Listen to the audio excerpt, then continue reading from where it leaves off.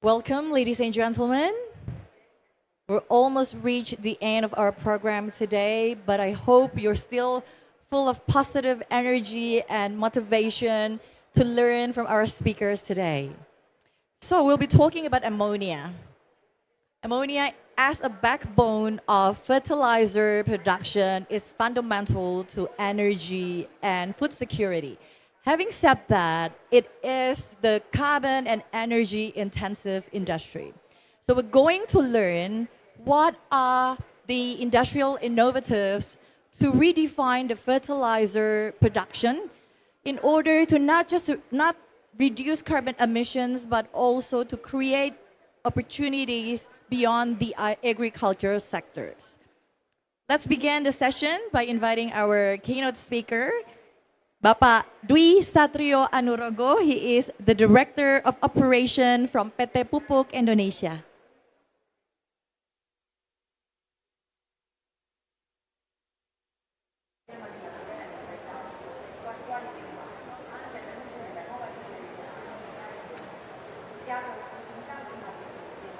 Thank you. Good afternoon, Your Excellencies, distinguished leaders, global partners, ladies and gentlemen. It is honor to be stand here in the COP30 in Brazil in Amazonia in Belém. Yeah. We are now in the Belém city, the gate of the Amazons, amazing zone. That's a very, very important area where 20 up to 30% of oxygen of the world is produced in here. Ladies and gentlemen, the words today stand at a decisive point. Climate resilience is no longer a matter of choice. It is a necessity to the economic stability, global security, and human survival. As we accelerate toward a low-carbon future, one-third become clearer. Food system and industrial transformations must advance hand in hand. There is no climate resilience without food resilience, and no food security without responsible industry. Ladies and gentlemen, as the N-based fertilizer, as the largest N-based fertilizer producer in Asia Pacific, Middle East, and North Africa region, Pupuk Indonesia carries a responsibility that goes beyond business. We help farmers grow food for more than 280 million Indonesian people. At Pupuk Indonesia, we believe the circular economy is essential to securing both climate goal and food security. Our purpose is clear: contributing national food security and sustainable economic growth. This responsibility shapes our transition pathway and defines our leadership ambitions. Ladies and gentlemen, to reduce ammonia, Pupuk Indonesia integrates technology-based innovation with nature-based solutions. To achieve our 2030 decarbonization target, Pupuk Indonesia focus on energy efficiency, including plant revamping, equipment replacement, and CO2 utilization to produce like soda ash. Between 2030 up to 2045, we will begin a gradually transition from gray ammonia to blue and green ammonia. By 2050, we aim to achieve net zero emissions. Around 95% of the reduction will come from technological sides. Remaining 5% of emission will be balanced through nature-based solutions, including agroforestry, mangrove restorations, and forest conservation programs. Ladies and gentlemen, as the heart of the transformation, are the farmers, the backbone of Indonesia food security. Circular economy has no matters, has no meaning if farmers are not part of the transitions. That's why we are investing in digital agriculture, precision fertilizers services, soil health mapping, and advanced technology, drone technology, and AI-enabled economic guidance. These innovations This innovation helps farmers use nutrient efficiency, reduce waste, and increasing productivity, and will preserving soil and water system. Our aspiration goes beyond providing fertilizers. We are building a new generation of climate smart farmer. Ladies and gentlemen, Pupuk Indonesia Group comes to COP30 not only to share the progress, but to forge alliance with global partners and who share our vision of a circular, resilience and low carbon business and also agri-chemical industry system. We are ready to learn collaborations and to lead where we can. Finally, I'm eager to hear the perspective shared in the upcoming dialogue and continuing learning together on our journey. Thank you. Muito obrigado.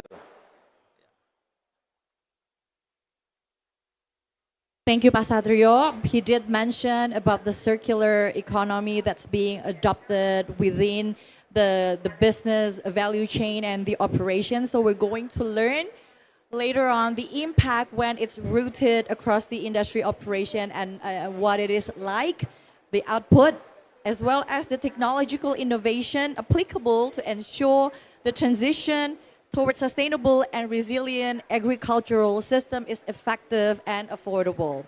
So to be able to answer these questions, please welcome Nendra Gunawan. He is the VP of Environmental Affairs PT Pupuk Indonesia.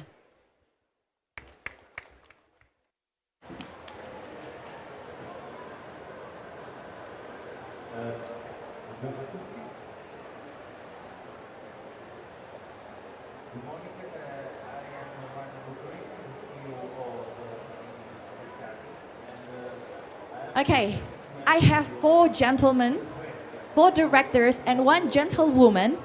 Actually, no, gentlewoman is a fashion product from Thailand. 1 lady, okay? I call out one by one. The first one, of course, lady first. Sustainability and Decarbonization Project Manager PT Pupuk Indonesia Persero, Ibu Rina Mariana. Bapak Bambang Ariwibowo, SVP of HSE and Technology, PT Petro Kimia Gresik. Bapak Happy Abivara, SVP of HSE and Technology, PT Pupuk Kalimantan Timur. Bapak Panji Ruki, Director of Risk Management, PT Pupuk Sriwijaya Palembang. As well as Felipe Salgado, Energy Transition and Low Carbon Economy Expert and Professional, KPMG Brazil. Over to you. Thank you. Assalamualaikum warahmatullahi wabarakatuh. Boa tarde. Bem-vindo ao Pavilion Indonesia. Selamat siang, selamat datang di Pavilion Indonesia. Good afternoon everyone, ladies and gentlemen. We welcome you to the Pavilion Indonesia to discuss regarding the redefining fertilizer for climate and food securities, also with implementations and the best practices that we have done throughout our Pupuk Indonesia Group. And today we will have Felipe Salgado, Pak Happy Abivara, Pak Panji Ruki, Pak Bambang, and Ibu Rina to present their respective presentation. And we will start with Felipe to deliver his presentation. Felipe, The stage is yours.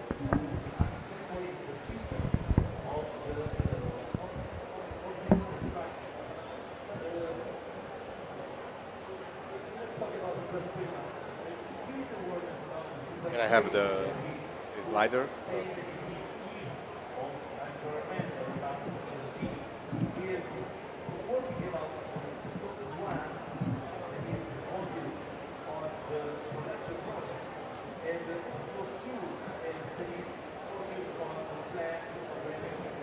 Good afternoon, everyone. It's an honor to be here with you to share some thoughts, initial thoughts about the Sustainable Development Goals, or SDGs, and how the SDGs can accelerate collective action for people, planet, and prosperity, with a particular focus on fertilizer sector and the whole of circular economy in driving systemic transformation. I'm Felipe Salgado. I'm the Director of Climate Change for KPMG Brazil, and also supporting a few countries in South America. Sorry about this. So here's a few topics that we want to share today. And to start, the SDGs are more than just a list of goals. It's important to understand that these are humanity's shared blueprint of for peace, prosperity, and planetary well-being. Adopted in 2015 by 119 UN member states as part of the 2030 Agenda for Sustainable Development. They provide a universal framework to balance economic growth, social inclusion, and environmental protection. And COP here in Brazil, in Belém, marks the 10th anniversary of the SDGs. But as we approach 2030, we are not on track, on the right track to achieve these goals. Conflicts, structural vulnerabilities, and limited fiscal space impede SDGs progress in many parts of the world. According to the latest Sustainable Development Report, most UN member states have made strong progress on targets related to access to basic service and infrastructure, including mobile broadband use, SDG 9, access to electricity, SDG 7, internet use, SDG 9, under 5 mortality rate, SDG 3, and also neonatal mortality, SDG 3 also. So this is a pivotal moment. Sustainability cannot be an agenda of few. It must be a responsibility for all. And that's, we need to accelerate collective action. And that's why we are here today during this conference.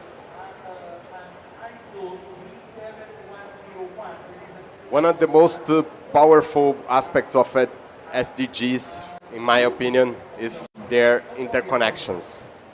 Progress in one areas drives progress in others.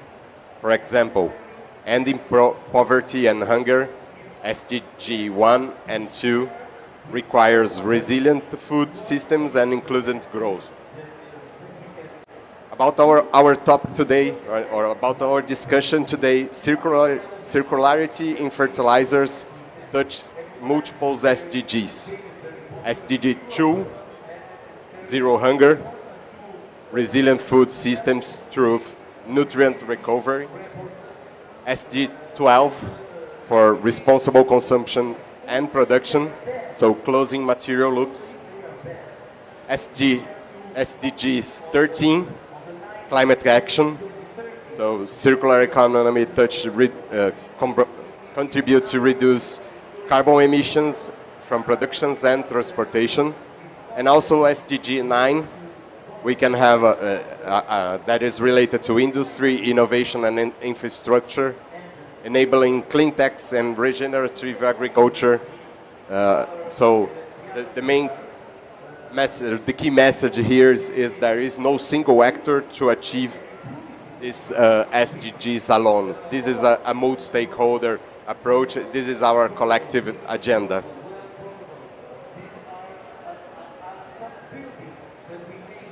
Sorry. Okay. So, to truly meet the SDGs, we must move beyond incremental change and embrace systemic innovation. This means rethinking how we produce, consume, and manage resource. Not just optimizing process, but redesign the entire value chain. And this is what we are going to discuss here with some concrete examples. The global fertilizer, just to give some bold numbers here, the global fertilizer market is valued at over 200 billion US dollars and projected to reach 300 billion US dollars by 2030. Brazil alone represents 37 billion US dollars, growing at a rate of 5 to 7% annually. And yet over 80% of the Brazilian fertilizers are imported. So circular models such as recovery nutrient fertilizers from agriculture residues, wastewater and food waste can reduce important dependence, cut emissions by up to 30 to 40% and unlock new revenue streams. For example, nutrient recovery from livestock waste in Europe has already saved millions of tons of synthetic fertilizer annually.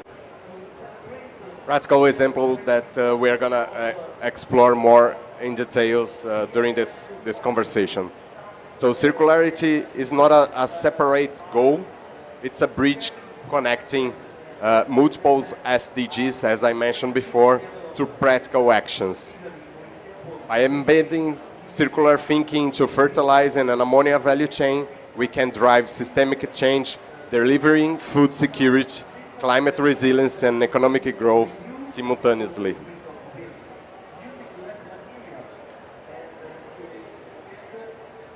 So, how do we accelerate this progress?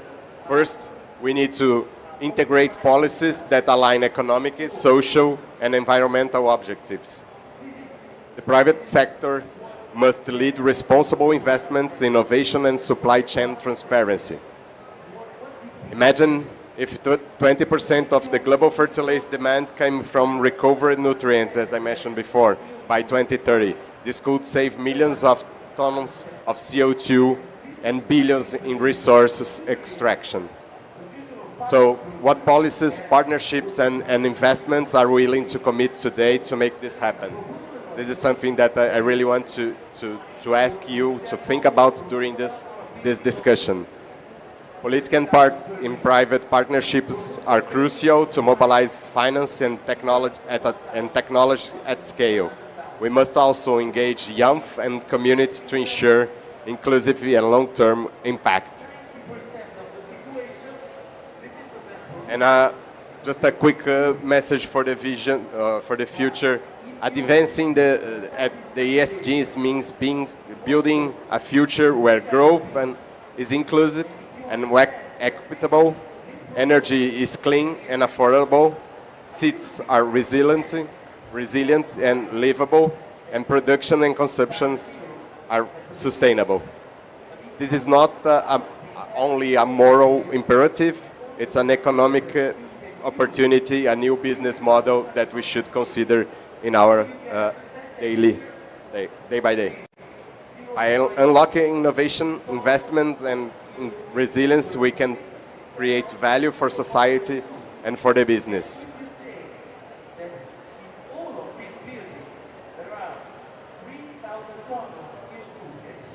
The 2030 agenda is not just about achieving 17 SDGs in a separate way or separate goals.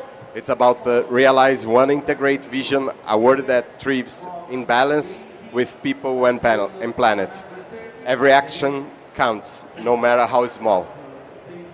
If we act together, guided by science, solidarity, and shared purpose, we can still deliver on the SDGs and secure a sustainable, equitable, and hopeful future for all. Thank you very much.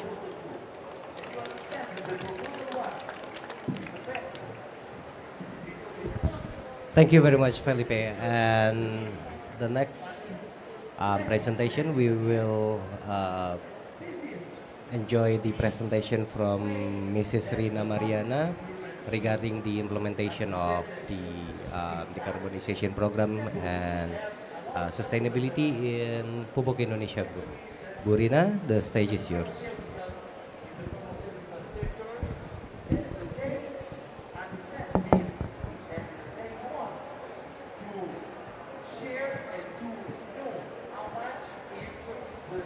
Tes. Okay, distinguished ladies and gentlemen, good afternoon. First of all, I would like to express my sincere gratitude for the opportunity to speak on these remarkable occasions.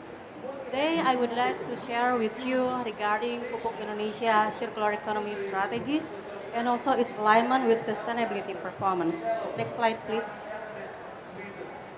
Pupuk Indonesia stands as the largest nitrogen-based fertilizers in fertilizer producer in Asia Pacific, Middle East, and North Africa.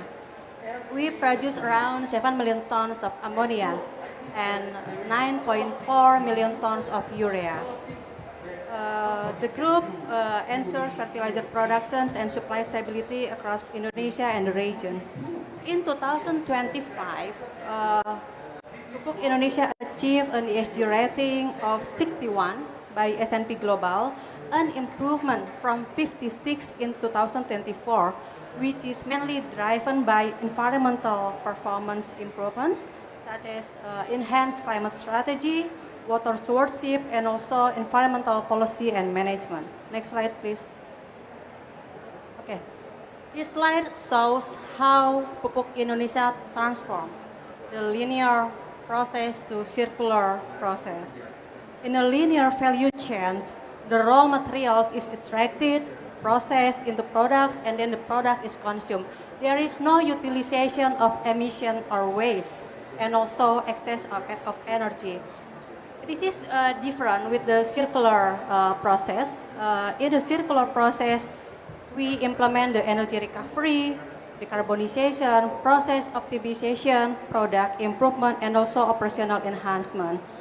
We also begin by shifting gradually our fossil-based feedstock to the green hydrogen to produce the hybrid green ammonia in order to reduce the emission intensity of the fertilizers. In the circular process, we treat waste not as a burden, but as a resource. For example, CO2 emissions is captured and also utilized, become soda ash, liquid CO2, and also dry ice. Organic waste becomes compost and also organic fertilizers. Inorganic waste such as plastics and paper go to the recycle programs, and then the fly ash is used for the filler for the NPK fertilizers, and also the particulate dust from urea granulation has a potential to be converted into multi-nutrient fertilizers. Here also the excess energy is recovered going back to the process to be utilized, so therefore we can achieve the more efficient product. Okay, next slide please. Okay, as Felipe explained before, the circular economy is deeply interconnected with ESG frameworks, because it can strengthen the environmental stewardship and then give a social impact and also governance excellence. In environmental standpoint, the circular economy strategies including resource efficiency, emission utilization, waste to value, eco-product and technology innovation can give an impact to the sustainability by reducing the emission, reducing the use of the raw materials, and also utilization waste heat. And also we can produce the low carbon intensity of the fertilizers, which can reduce our scope 3 emissions. And then in a social standpoint, our strategy is a circular livelihoods, circular entrepreneurship, health and well-being, which can give impact by creating the new green jobs, involvement of women and youth, and also empowered village become co-producers. So we can create financial support to the community, and also the clean environment and better nutrition for the local community. And then one of the most important is also the governance. The governance act as enabler to accelerate this achievement of the targets through data management, MRV systems, and also sustainability policy. Next slide, please. Okay. This slide shows the circular economy best practices in Pupuk Indonesia. Here I only will share with you the overview, and then our groups will explain the more detail about the circular economy program. The first is waste to value.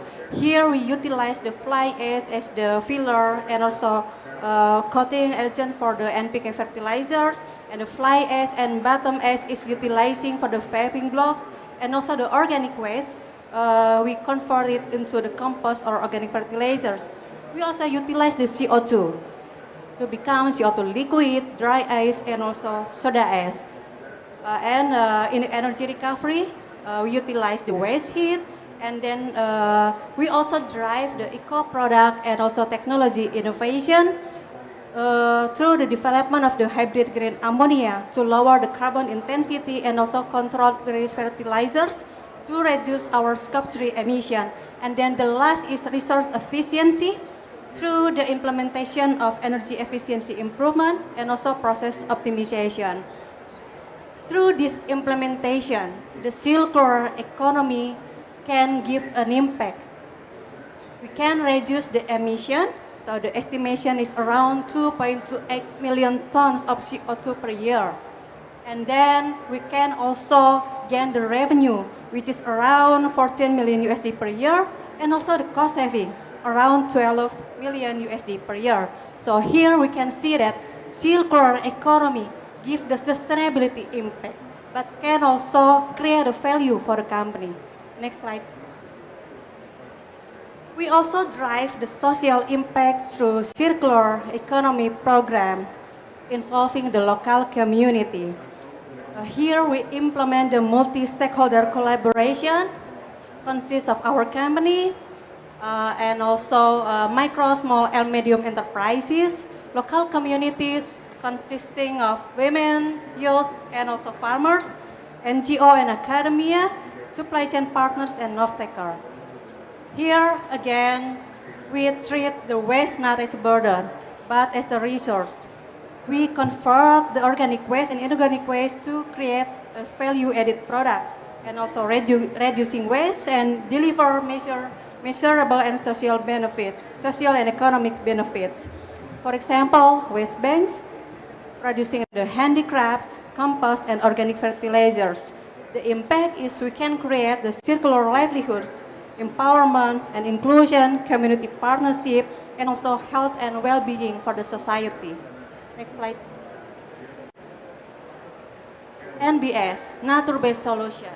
Pak Dwi already mentioned in his keynote speech that NBS is one of our main strategy of decarbonization, but again, it has interconnected with the circular economy strategy by regenerating natural systems, creating renewable biological resource, enabling community-based value cycles, because the crops can be utilized by the local community, they can sell, and then they help them to distribute to the off-taker also. And also absorbing the CO2 to reduce the remaining emission. We develop the nature-based solution because we have a target to achieve net zero emission in 2050. Our main strategy is carbon inset, but to achieve the net zero, we still have remaining carbon emission, which is around 1.7 million tons CO2 equivalent. Here we develop the NBS because it can create the sustainable impact to the society also. So in 2025, our target is around 1.7 million tons in the carbon offset, which is equal to 365,000 hectares of the land. we already start the NBS programs. The first is Agroforestry Carbon Alliance. We already implemented 200 hectares in this first quarter, and then now we are going to expand up to 1,000 hectares in last quarter of this year. We see here that we already we calculate the ROI, and also we calculate the analysis cost and benefit ratio. The second is a mangrove restoration in East Kalimantan. Here we cannot alone because we don't have the land, so we create the collaboration and joint initiative with other company and also with Lembaga Hutan Desa. Currently, the feasibility study is done. Now we are in progress to prepare the project design document. And then the third is agroforestry in Blora, Central Java.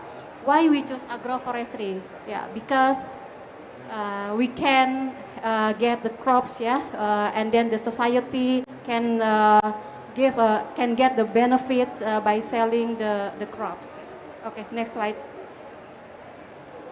Okay. To accelerate the circular economy transformation, the multidimensional enabler should be applied. The first is a community partnership, working with farmers, women, youth, inclusive groups, and also recycling enterprises. And then the second is strategic partnership, both national and global, in order to align the policy, roadmap, and also drive innovation. And then the third is a financial and market, including the green bonds, monetizing the carbon emission reduction to carbon trading, and also sustainable link loan. And then the fourth is a digital and data. Digital MRV, integrated data for operation, energy, and also emission. The data is very important to prevent the greenwashing. Okay, next slide. Okay, this is the strategic framework and roadmap of our circular economy. The core layer, the first is the policy and guidelines. This is very important to drive the direction, which consists of sustainability policy, and Pupuk Indonesia already have the sustainability policy. And then the second is a climate action policy. And then the third is product, energy, social circularity guidelines. In the middle layers, the government aspects, data baseline, now we are working with that, and also data management, MRV systems, ISO implementation for the circular economy.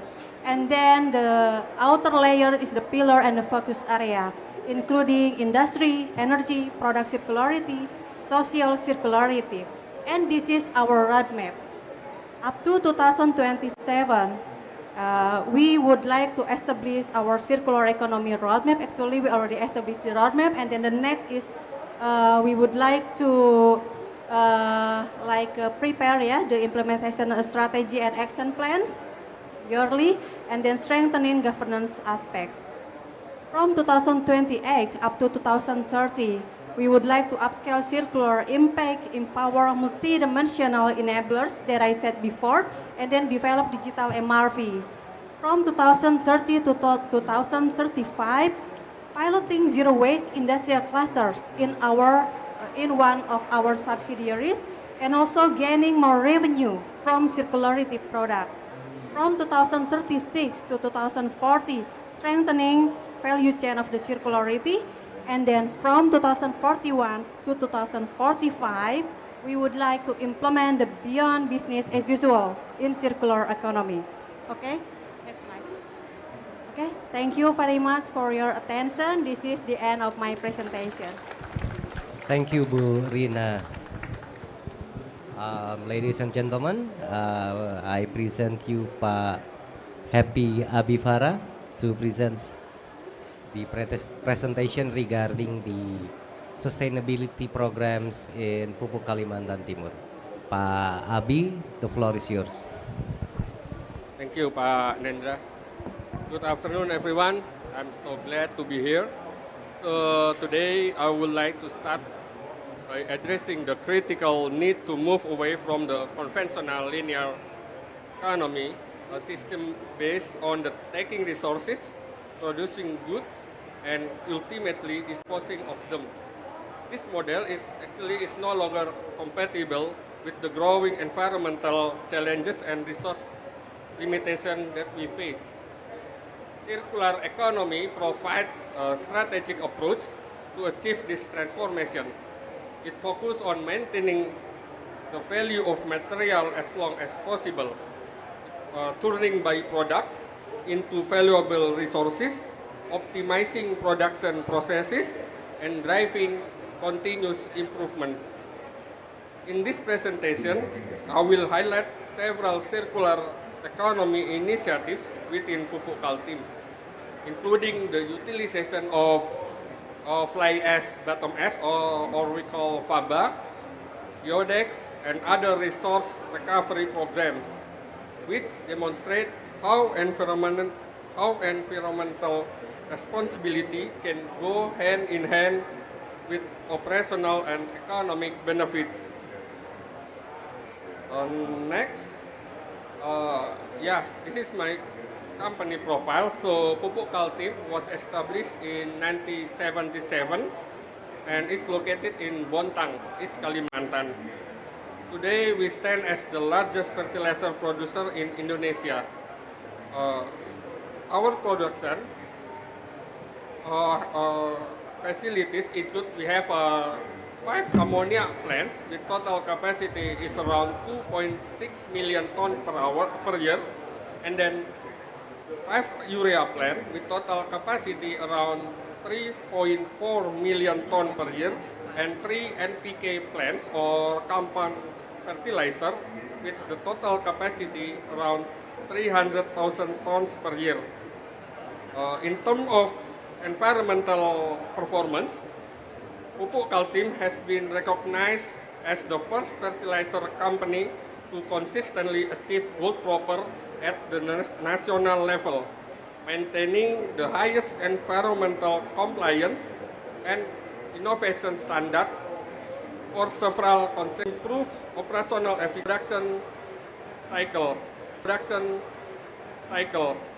This program as well improve material efficiency and reduce potential product waste.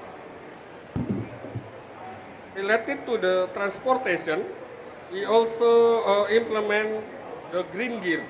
So the Green Gear is our program which support transportation decarbonization by generating renewable energy and providing efficient charging system for public electric vehicle. In the stage regarding waste management and water treatment, we also implement how to manage liquid and solid waste through our integrated treatment system. In this program, the main program is related to we call it PKT Bersih, a waste segregation system, organic, recyclable, and residual waste, and then material reuse factory or FABA program, which is utilization of fly ash and bottom ash waste as construction material, land reclamation media, and artificial coral reef structure, and sake waste, management of used sakes through pressing and recycling processes. Related to the consumer, we also have a social program which we call it Biodex, transform organic waste into nutrient-rich biofertilizer to support sustainable agriculture. And PKT Bersemi and PKT Bisa, community-based agricultural programs aim at strengthening local economic resilience and promoting environmental sustainability. Through these various innovations, Pupuk Kaltim has successfully built a production system that is cleaner, more efficient, and created added value, supporting the company's broader goals of sustainability and circular economy implementation. Next. And now we discuss about the impact of the circular economy. regarding the implementation of SMEN, which is an energy management system that improve efficiency and reduce emission. Since 2016, Pupuk Kaltim has implemented the ISO 50001 based energy management system. This implementation goes beyond technical energy saving. It embeds circular principle into plant design, material selection, production processes, and the resource life cycle within our operation. Until now, through this program, FABA is fully utilized internally, enabling 100% absorption of annual FABA generation at 35,000 tons per year. This initiative successfully reduced waste disposal needs and generate cost saving up to 1.1 million US dollar. For Biodex or PKT Bursary and PKT Bisa, which is a program to converting organic waste into biofertilizer for farmer. Biodex, which is produced by our research department with an annual production capacity of 50 tons. It is a bioactivator formulated with active microorganisms that accelerate the degradation of organic matter. Biodex also contribute to two key social programs, PKT Bisa and PKT Bursary, both demonstrating strong social performance. From the three parameters, such as social return on investment, it achieved 4.8. And another parameter, social license index or SLI, achieved 68.59%, and community satisfaction index is 93.46%, which means is categorized as excellent, reflecting high level of satisfaction. The next program we call regarding transportation, we call Green Gear, generating renewable energy and efficient charging for green electric public transportation. As part of its decarbonization commitment, Pupuk Kaltim has transitioned several operational vehicles from fossil fuel power to electric vehicle. However, the EV charging system still rely on the grid electricity generated from natural gas, resulting in residual emission. To address this challenge, Pupuk Kaltim developed Green Gear, a solar power EV charging station. This program contributes to significant environmental and economic benefits. For cost saving is around 359 million rupiah per year, and for the greenhouse gas emission reduction is around 62 ton CO2 equivalent per year. This initiative also reduced transportation-related emission in Bontang by 8.9 ton CO2 equivalent, establishing a replicable model of sustainability mobility that enhance PKT contribution to regional emission reduction. Next program we call SACWASTE. SACWASTE is a management through third-party pressing and recycling. So, normally, Pupuk Kaltim NPK production generates SACWASTE from both raw material packaging and finished product packaging, with a volume reach approximately 30 tons per month. An innovation has now been implemented by compressing the SACWASTE prior to shipment.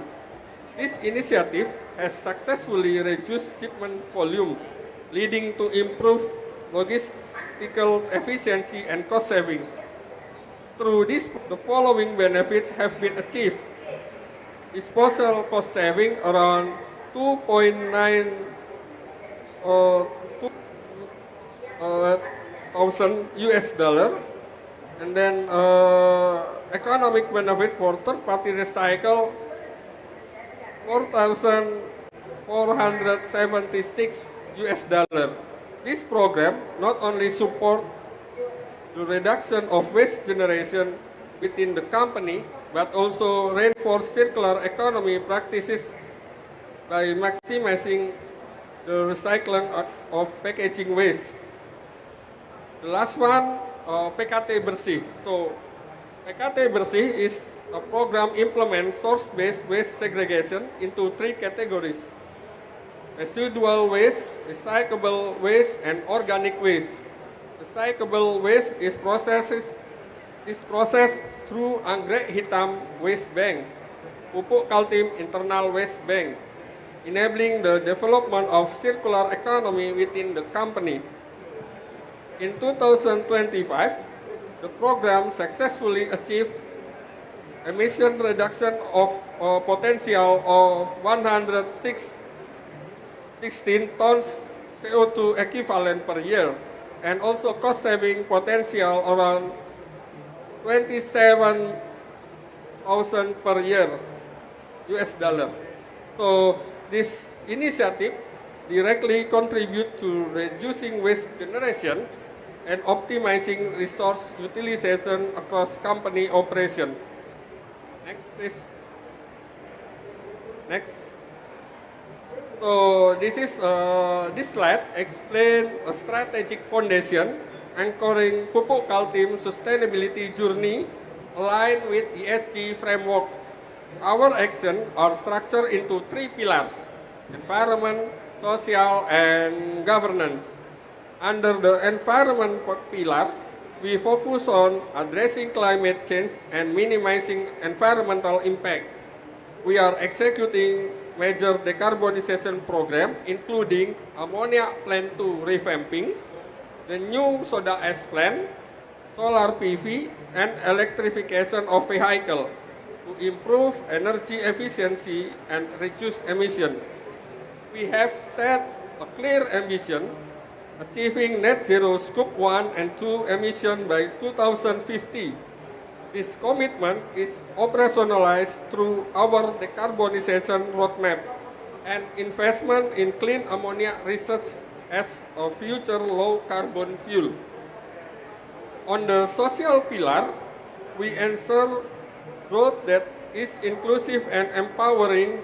We promoting workforce development with 34% of women in management and 95% employee training participation annually. Through programs like corporate social responsibility investment over 4.78 million US dollar support community development. And also we uphold workplace safety with zero fatality performance over 76 million working hours. We also strengthen our agricultural supply chain loyalty through 30,000 farmers and empower 29,000 small medium enterprise partner. For governance pillar, we ensure ethical, transparent, and resilient business practices. We adopt the 3 line of defense model and target a risk maturity index score 2.9 by 2025. Next. This slide presenting Pupuk Kaltim future direction in strengthening its decarbonization and circular economy efforts. We can see on the slide our tagline, "Future is ours." We aim to convey that the future of sustainability doesn't belong to a single party, but is the result of collaboration among all. Companies, government, communities, and younger generation. Future is ours means that the future is in our hands. what we decide, innovate, and commit to today will shape the world we live for the next generation. Therefore, every step toward efficiency, clean energy, and green innovation is an investment in our shared future. To realize this vision, Pupuk Kaltim has prepared four main development directions. First, low carbon supplier selection, which expand the implementation of circular economy to the supply chain by promoting low carbon procurement and integrating carbon footprint criteria into supplier evaluation. Second, tissue culture laboratory which support biotechnology innovation for biodiversity conservation to reduce dependence on fossil fuel. And finally, the carbonization program, which focus on carbon capture and utilization technologies, improving energy efficiency and expanding the use of low carbon energy across operation. All of these initiatives are part of our journey to build a fertilizer industry that is not only productive, but also sustainable and contribute to both food security and global climate resilience. I think that's all. Thank you. Thank you, Pak Abifara, for the elaborative explanation on Pupuk Kaltim's program. And the next presenter will be from Petrokimia Gresik, which is our subsidiaries located in Gresik, East Java. And the presentation regarding implementing circular economy principles in Petrokimia Gresik will be presented by Pak Bambang. Pak Bambang, the stage is yours.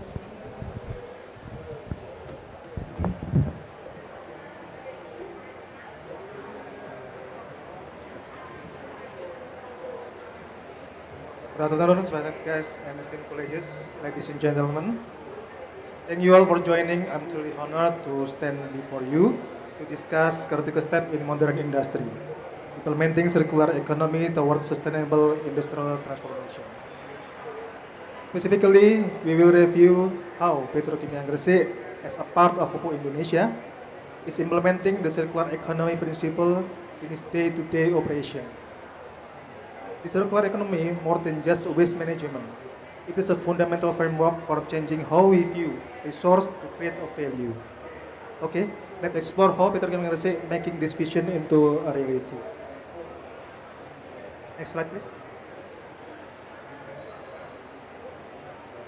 Petrokimia Gresik, as a part of Pupuk Indonesia, is a leading producer with diverse product range, contributing significantly to the fertilizer capacity of Pupuk Indonesia.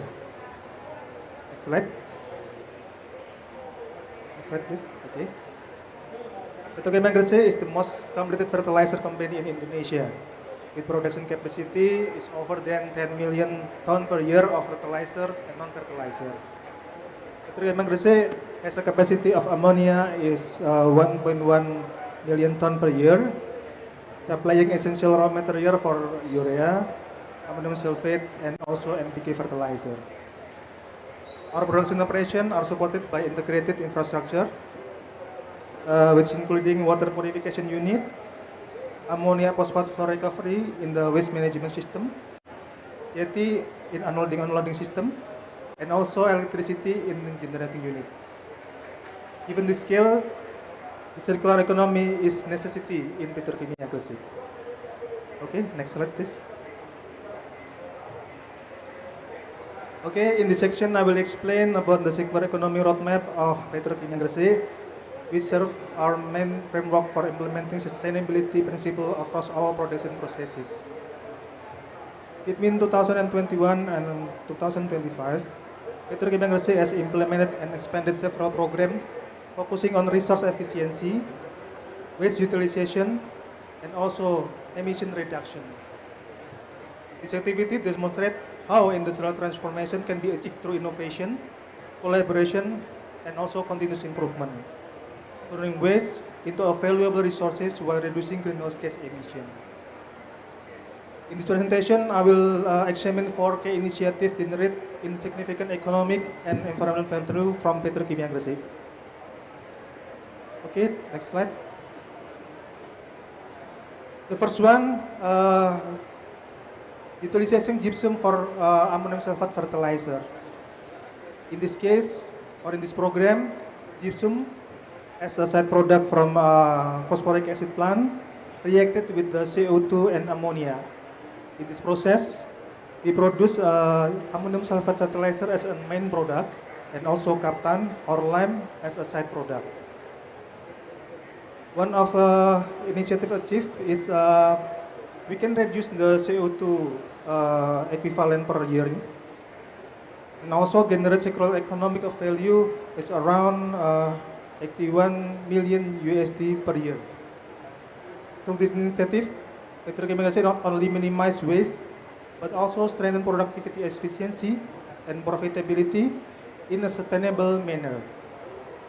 Next slide, please. Okay, in this slide, I will explain about the fly ash utilization for Petrochas. Fly ash mixed with the gypsum and also lime to produce the Petrochas. Petrochas is some kind of product using to soil conditioning to reduce acidity in the soil. In this program, fly ash is partially replaced the function of gypsum as a raw material. So we can convert waste into a product. Beyond environmental benefit, this initiative also generate the circular economy value approximately $20,000 per year. This program is perfectly illustrated how industrial waste can be transformed into a valuable resource. Next slide, please. Okay. In another key, the initiative is a purchase utilization from ammonia plant. In this program, the purchase cannot be utilized fully in the system of the ammonia plant. So we can convert the purchase to a fuel for a package boiler and also waste heat boiler. From this activity, we can have a saving in the natural gas, CO2 emission reduction, and also annual cost saving approximately 550,000 USD per year. This innovation exemplifies how process optimization can directly contribute to both operational efficiency and also environment sustainability. Next slide. Okay, in the last program, I will show you about the post-scrubber program that occur in the phosphoric acid plant.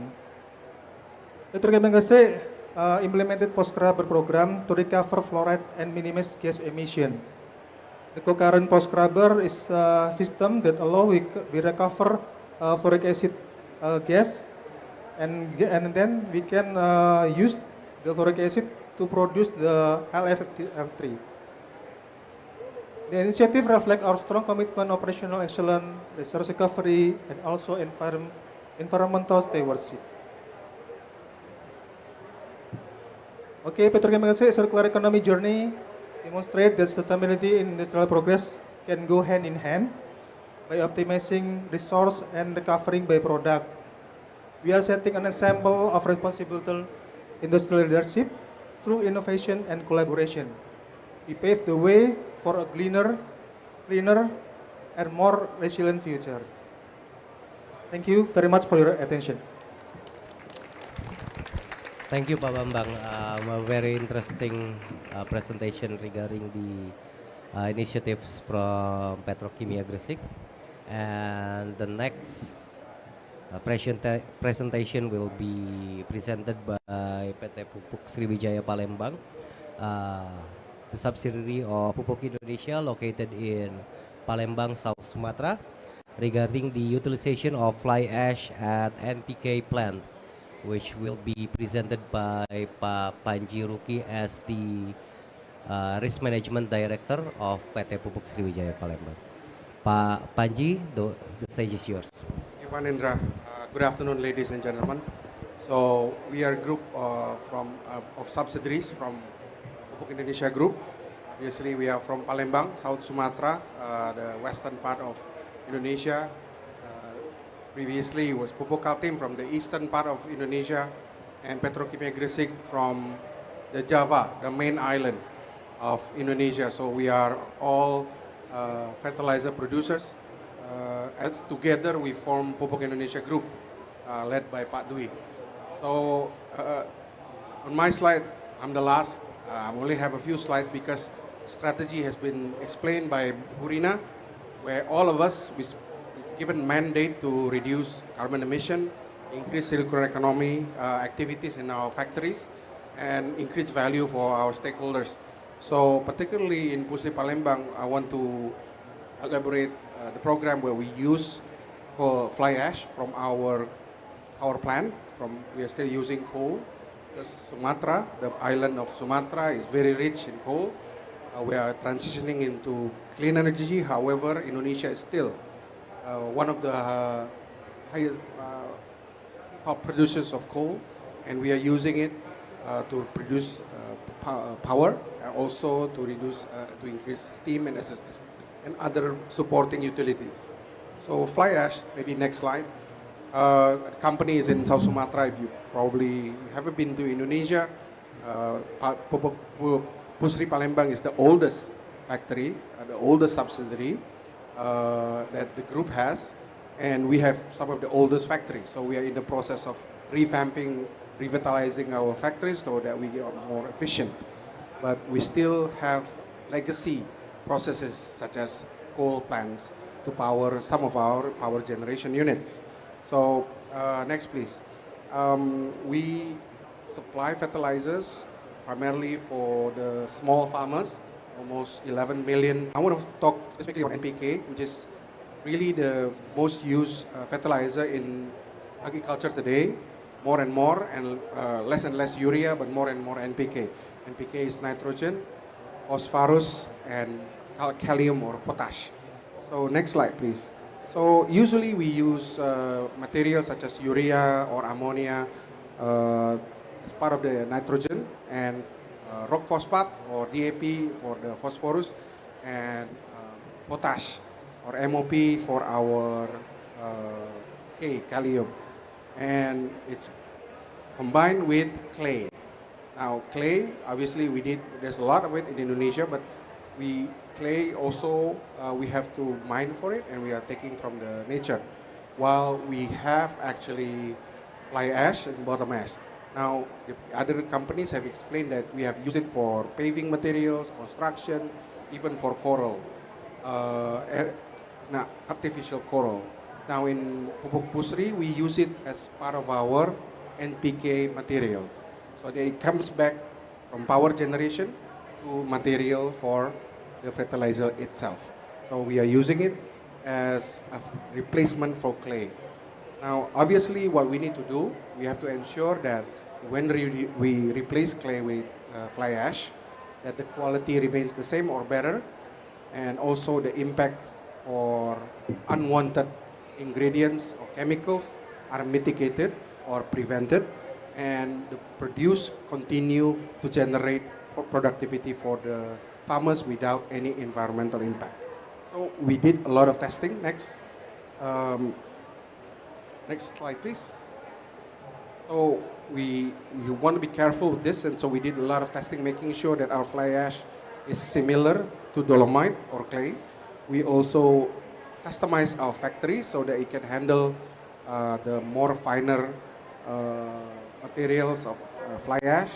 And we make sure when we compound it into NPK product, we tested it again and again, so that the results from a chemical, from plant nutrition, and also from unwanted chemicals are mitigated.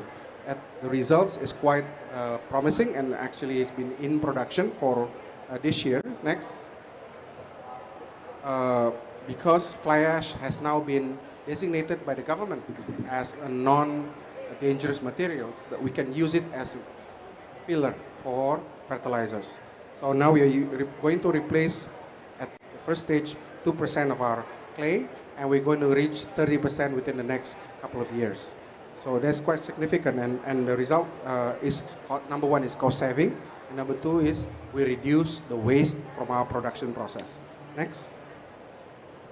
We have been using 10,000 tons, which we have saved almost 250,000 a year of saving of not buying clay, using clay. We have reduced almost 634 tons of CO2 by reusing and reproducing. And in terms of reduction of the clay, we are removing almost 500 or 600 tons of clay of equivalent of CO2. So, and the laboratory results is similar.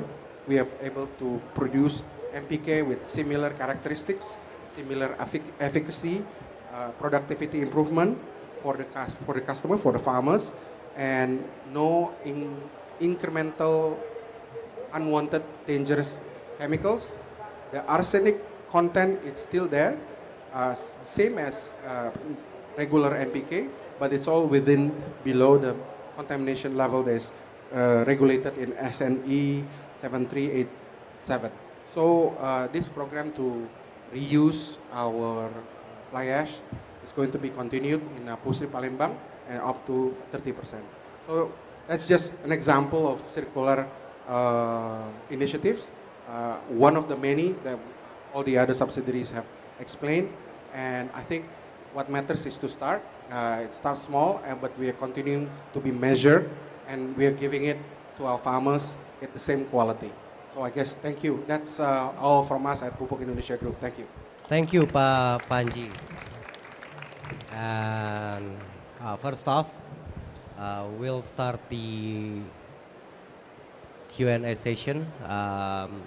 Well, if I may, I would like to start from you, Felipe. I'm interested in the slides that you've shown us about the innovation and circular economy in helping us in reaching the SDGs faster. On this last week, showing how artificial intelligence can be a positive catalyst to this type of solution. So, in other words, we can apply artificial intelligence for all these situations here that our colleagues show with us. For instance, we can map the whole process, and applying artificial intelligence, we can optimize the process. We can find opportunities to reduce the need of resource, or for the transportation part, we can optimize logistics and so on. So the potential of artificial intelligence nowadays is unbelievable. Like we need to use. There are some experts saying that artificial intelligence will demand a lot of energy and show or connecting AI in a negative way.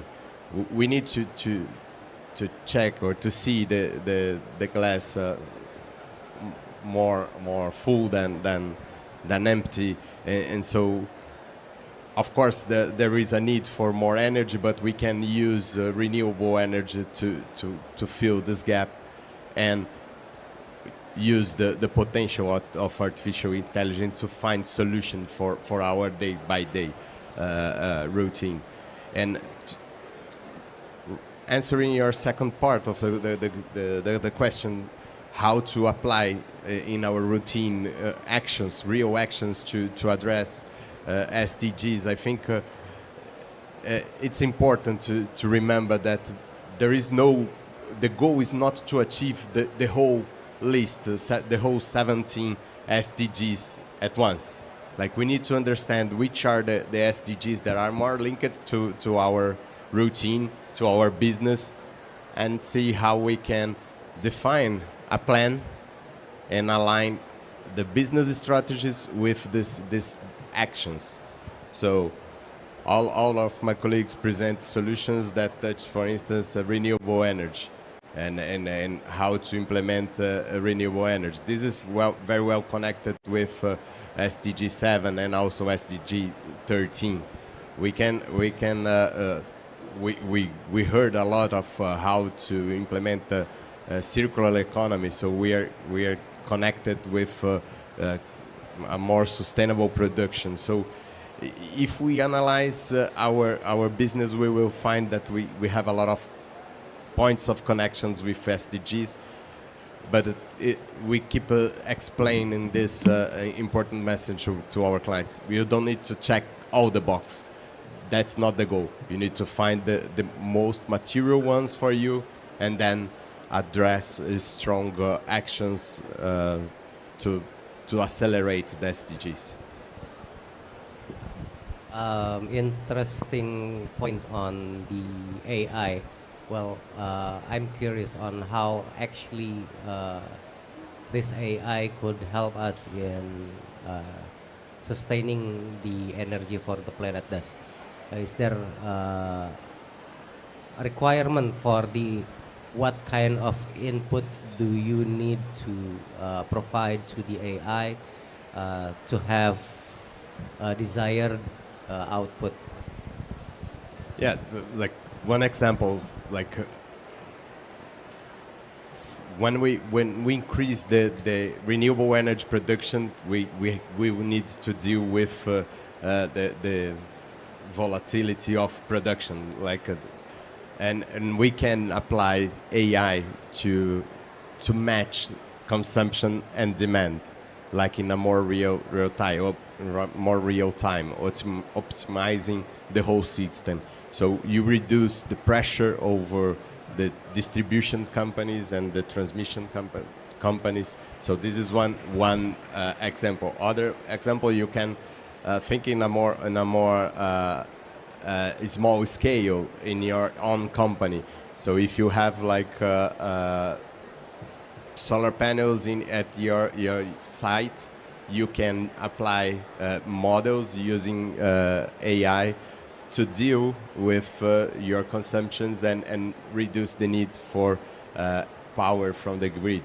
So this is some small examples that it's not that simple. Like I'm trying to make it simple just to show, but you can also understand or use AI to try to consume energy at the lower rate, as we have there are several regions in the world that are applying variable price for energy. So you can try to use AI to maximize your consumption and reduce your